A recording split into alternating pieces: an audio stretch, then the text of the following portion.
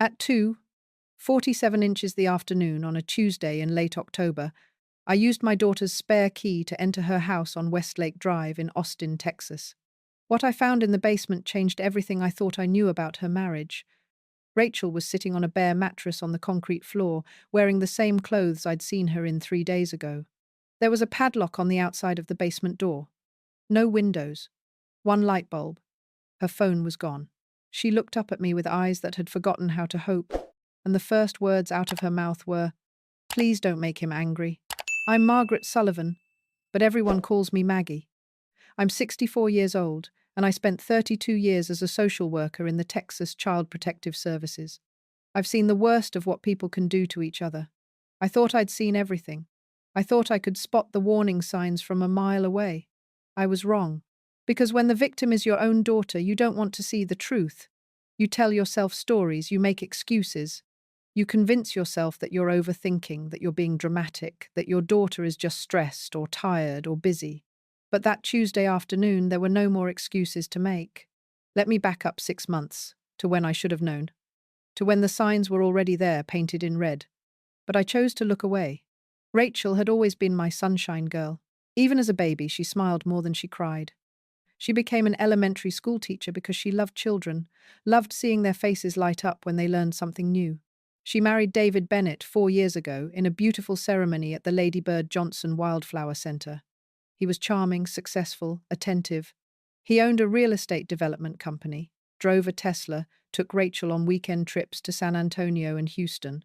He called her sweetheart and baby in front of everyone. He seemed perfect. I didn't like him. I couldn't explain why at the time. It was just a feeling in my gut, the same feeling I used to get during home visits when I knew something was wrong but couldn't quite put my finger on it. David smiled too much.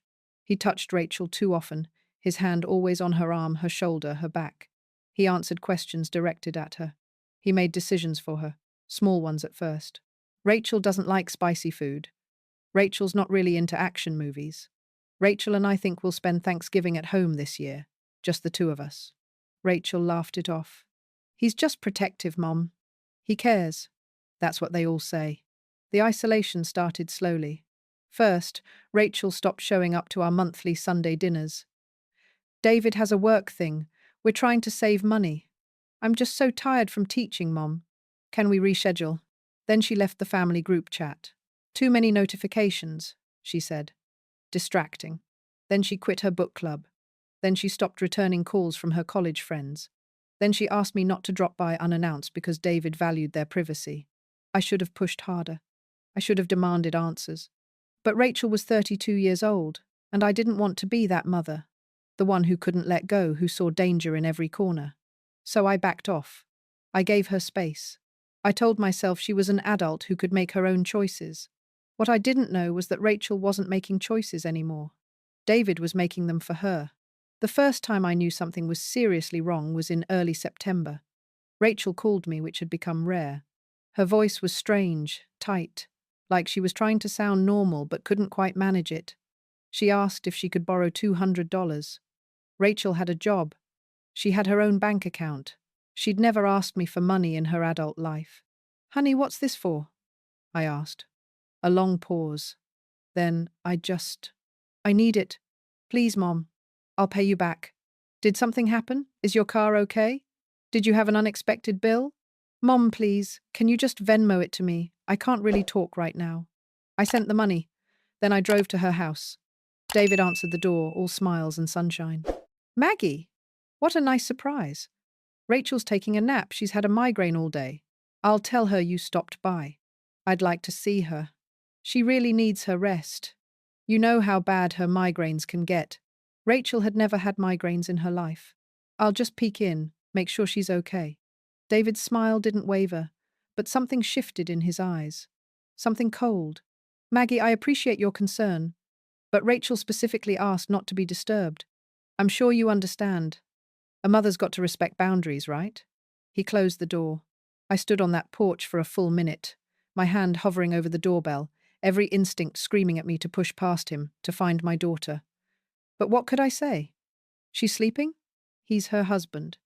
It was his house too. I had no legal right to force my way in. I drove home, and that sick feeling in my gut grew stronger. Over the next few weeks, I tried everything to reach Rachel. I called. I texted. I drove by her school. But the secretary said Rachel had called in sick. I showed up at the house 3 more times, and 3 more times David told me Rachel was busy, wasn't feeling well, was at a doctor's appointment. Is she okay? What kind of doctor? Just routine stuff, Maggie, you worry too much. Then I stopped getting excuses. Rachel's phone went straight to voicemail, over and over. My texts showed as delivered but not read. Her social media accounts went silent. It was like she'd vanished, but everyone told me I was overreacting. She's married now, my sister told me. Newlyweds need their space. Maybe she's pregnant, my neighbor suggested.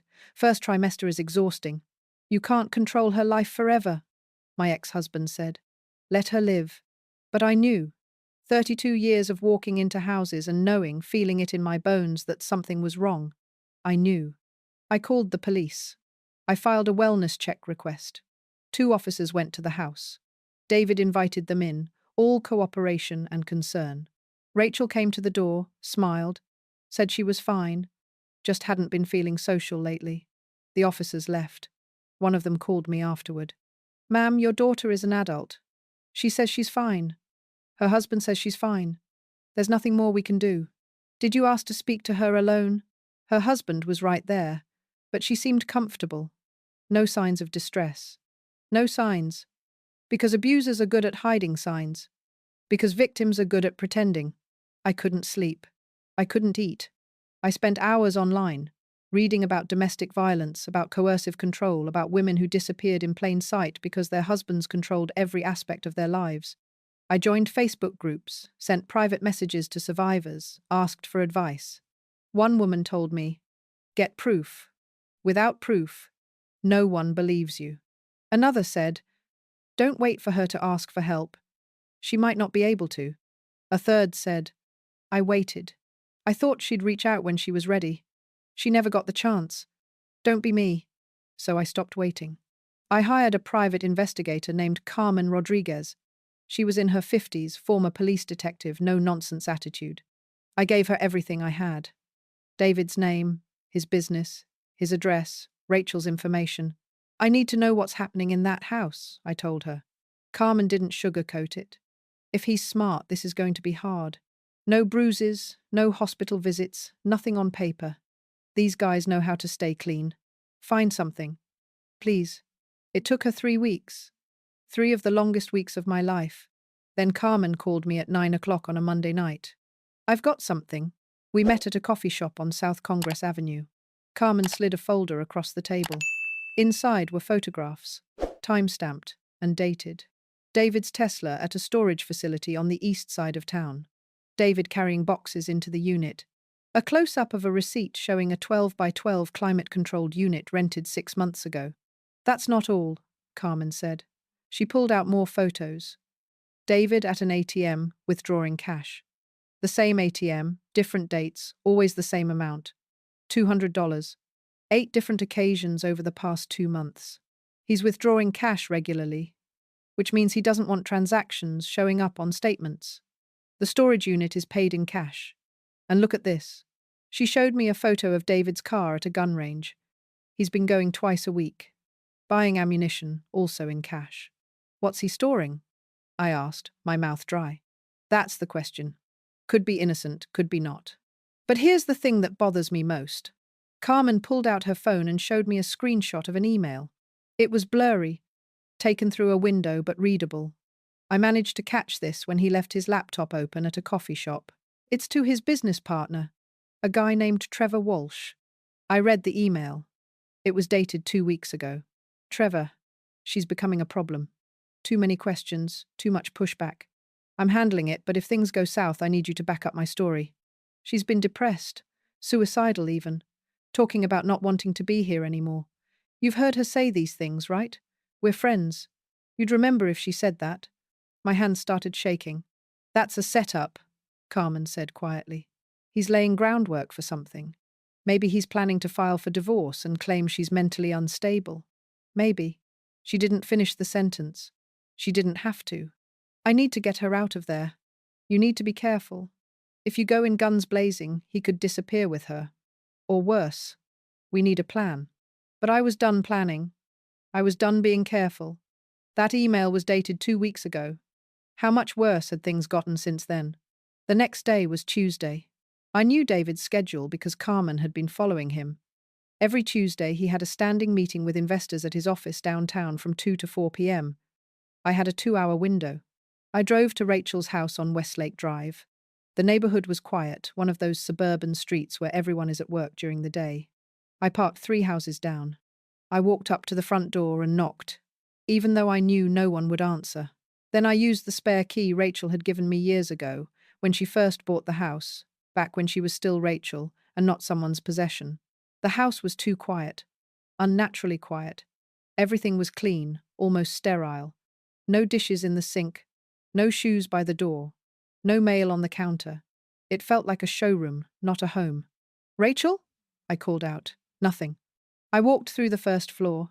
The living room, the kitchen, the guest bathroom. Everything perfect. Everything empty. Then I saw the basement door. It was closed, which was normal. What wasn't normal was the padlock on the outside. A padlock on a basement door. Inside a house. My heart stopped. I ran to the kitchen, grabbed a hammer from the drawer where Rachel used to keep her tools, and I broke that lock with 2 swings. My hands were shaking so hard I almost dropped the hammer. The basement stairs were dark. I found the light switch and went down. That's when I saw her. My daughter. My sunshine girl. Sitting on a bare mattress on the concrete floor, wearing sweatpants and a t-shirt that I recognized from 3 days ago when I'd glimpsed her through the window. Her hair was unwashed. Her face was pale. There was a bucket in the corner that I realized, with horror, was her bathroom. A case of water bottles. Some protein bars. She looked up at me, and I saw it in her eyes. She'd given up. She'd stopped fighting. "Please don't make him angry," she whispered. I couldn't speak. Couldn't breathe. This was my daughter. My baby. And someone had put her in a basement like an animal. I walked over and knelt beside her. "Rachel. Honey. We're leaving. Right now." She shook her head. "I can't. He'll find me. He always finds me. Always. How many times have you tried to leave?" "Twice. The first time I made it to my car. He had a tracker on it. The second time I went to a hotel. He found me in 6 hours. Mom, you don't understand. He knows everything. He sees everything. He has cameras, trackers, he has people watching me. I can't." She started crying. Not loud, dramatic sobs, but quiet, defeated tears that broke my heart into pieces. I wrapped my arms around her. She felt so small, so fragile. "We're leaving," I repeated. "I don't care what he's done. I don't care how scared you are. I'm your mother, and I'm getting you out of here. He'll hurt you. He can try." I helped her stand. Her legs were weak, unsteady. How long had she been down here? Days? Weeks? "When did this start?" I asked as we climbed the stairs. "It's been bad for a year. Really bad for 6 months. The basement, that's new. 2 weeks ago, I tried to call you. He caught me. He said I needed time to think about my choices. So he put me down there. He brings me food once a day. He lets me upstairs to shower, but only when he's home to watch. 2 weeks. My daughter had been locked in a basement for 2 weeks. We made it to the first floor. I grabbed her purse from the front closet, found her phone in a drawer in David's home office, the battery dead. I shoved it in my pocket. "We need to go to the police," I said. "They won't believe me. David has friends. He's donated to their fundraisers. I don't care. We're going." We were almost to the front door when I heard it. A car in the driveway. The garage door opening. Rachel's face went white. "He's home. He's not supposed to be home. It doesn't matter. We're walking out that front door right now." But Rachel couldn't move. She was frozen, shaking, her breathing rapid and shallow. I realized she was having a panic attack. The door from the garage to the kitchen opened. David walked in, talking on his phone. "Yeah, Trevor, I'll call you back. Something's come up." He ended the call and looked at us. At Rachel standing in the foyer, clearly not in the basement where he'd left her. At me, standing between him and my daughter. His expression didn't change. That same charming smile. "Maggie." What a surprise. "Rachel, honey, why don't you go back downstairs while your mother and I have a chat?" She's not going anywhere, I said. David took a step closer. Maggie, I don't think you understand the situation here. Rachel has been very sick, mentally sick. She's been having delusions, making accusations that aren't true. I've been trying to help her, trying to keep her safe until we can get her professional help. By locking her in the basement? By keeping her from hurting herself? You don't know what I've been dealing with. The suicide attempts, the breakdowns, the paranoia. Ask her. Ask her if she tried to kill herself last month. Go ahead, Rachel. Tell your mother the truth. Rachel said nothing. She just stared at the floor. See? David spread his hands. She's not well.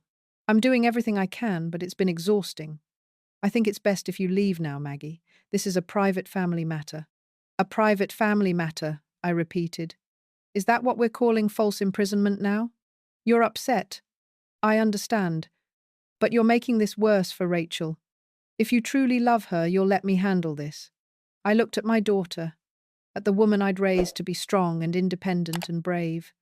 She was none of those things right now. David had taken it all away from her. But I was still me. And I'd spent 32 years dealing with men like David.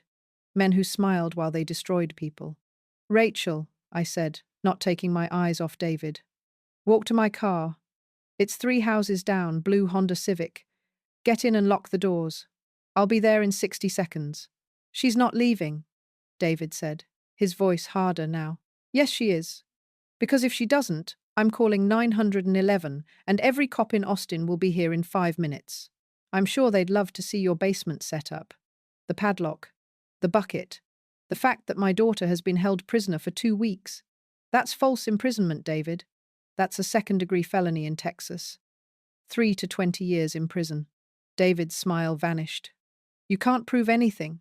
I can prove she was locked in a basement. That's enough. Now, you can let her walk out of here, or you can try to stop her, and I promise you, if you lay one finger on her, I will make it my life's mission to destroy you. For a moment, I thought he might actually try. His hands clenched into fists, his jaw tightened, but then he stepped aside. Fine, he said. Let her go. But Rachel, honey, you know where you belong. You know what happens when you make bad decisions. You'll be back. You always come back. Rachel walked past him, keeping as much distance as possible. I followed her, never turning my back on David. We made it to my car. Rachel collapsed into the passenger seat, shaking and crying. I got in, locked the doors, and drove. I didn't go to the police station. Not yet. First, I drove to Street David's Medical Center on 32nd Street. Rachel needed to be examined, documented. Bruises, malnutrition, psychological trauma, all of it needed to be on record before David could spin his narrative. In the emergency room, I told them everything. A young doctor named Dr. Sarah Patel examined Rachel. When she came out, her face was grim. Your daughter shows signs of prolonged physical and psychological abuse, she said. She's dehydrated, undernourished, and she has evidence of old injuries that healed incorrectly. I'm required to report this to the police. Good, I said. Report everything. 2 police officers arrived an hour later. These weren't the same ones who'd done the wellness check. These were domestic violence specialists. They interviewed Rachel for an hour while I sat in the waiting room, my hands shaking from adrenaline and rage. When they came out, the older officer, a woman named Detective Lisa Chen, pulled me aside. Your daughter's given us enough for an arrest warrant. We're going to pick up David Bennett tonight. But I need you to understand, Mrs. Sullivan, that cases like this are hard. He's going to lawyer up. He's going to claim she's lying, that she's mentally ill, exactly like he told you. We need more than her testimony. I have a private investigator. She has evidence. Financial records, emails, photos.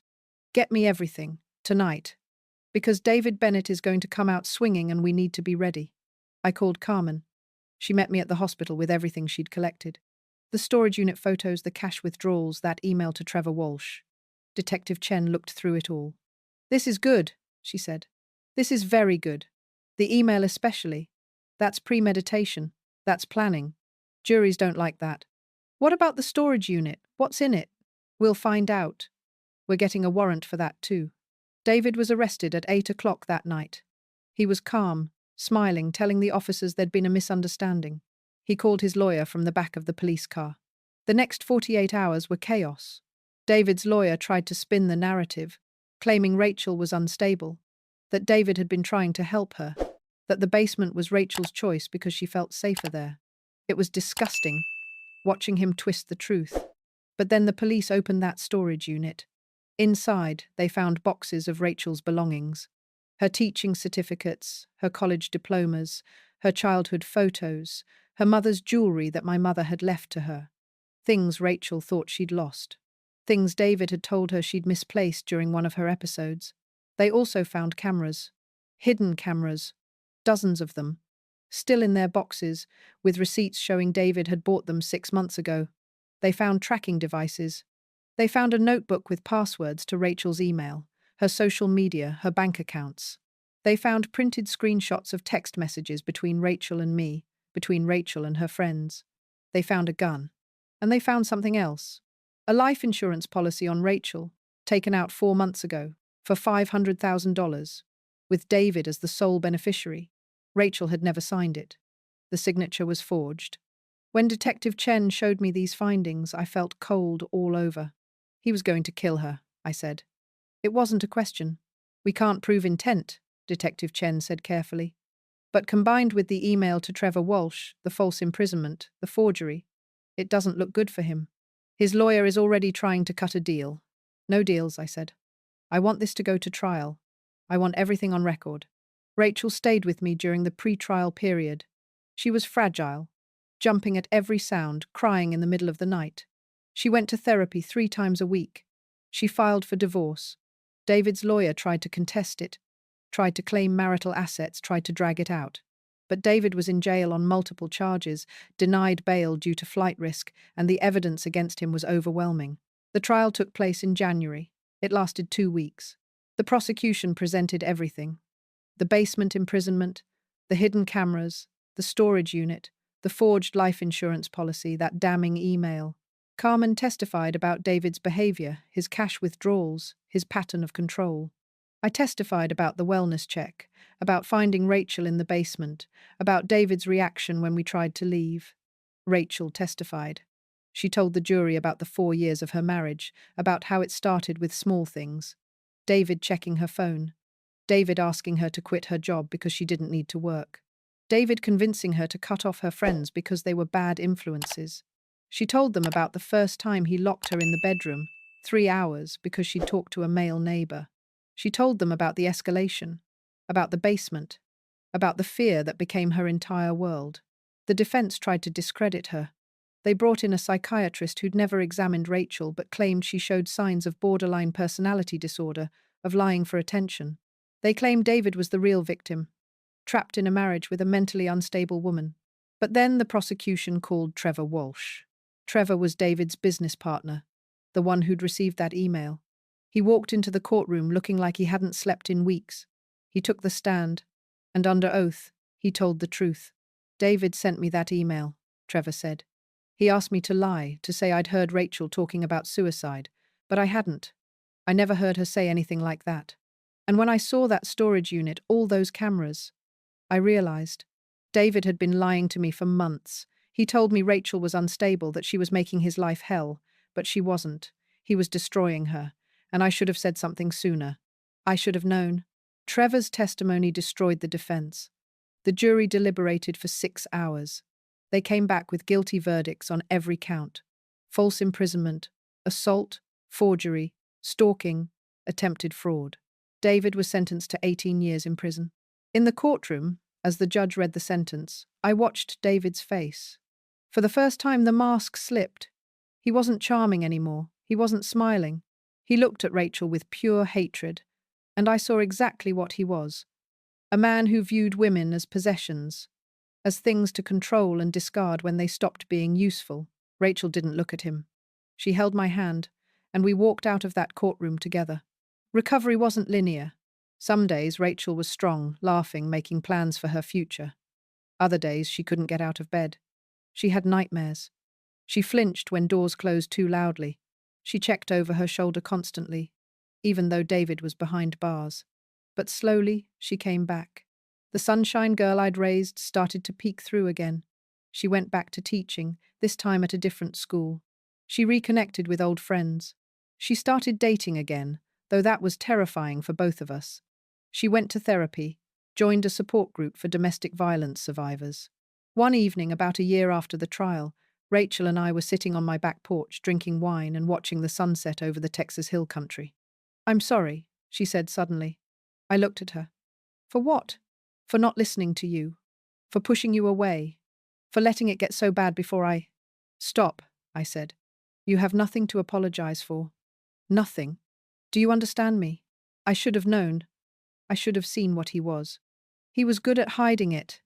They always are. That's why it's called abuse, Rachel. Because they're skilled at it. It's not your fault. It was never your fault." She cried then, and I held her, and we watched the sun go down together. There's a quote I used to keep on my desk when I worked for CPS. It said, "The silence of the cowards only feeds evil." I'd seen it proven true 1,000 times in my career. The neighbors who heard the screaming but didn't call. The teachers who saw the bruises but didn't report. The family members who suspected but didn't want to cause trouble. I almost became one of those people. I almost told myself that Rachel was an adult, that it wasn't my place, that I was overreacting. But something inside me wouldn't let it go. Call it mother's intuition. Call it professional instinct. Call it whatever you want. I knew my daughter was in danger, and I refused to be silent. If you're reading this, if you're hearing this story, I want you to remember something. Trust your gut. If something feels wrong, it probably is. Don't wait for permission to help someone you love. Don't wait for proof. Don't wait for them to ask. Because sometimes, by the time they ask, it's too late. Rachel is 33 now. She's happy, healthy, free. She's thinking about writing a book about her experience, about helping other women recognize the signs of coercive control before it's too late. As for me, I'm 65 now, officially retired from social work. But I'll never retire from being a mother. That's a job that doesn't end, that doesn't take days off, that doesn't accept excuses. The storm has passed, and after the storm, the light always returns. The silence of the cowards only feeds evil, but the voice of one persistent mother, that can save a life.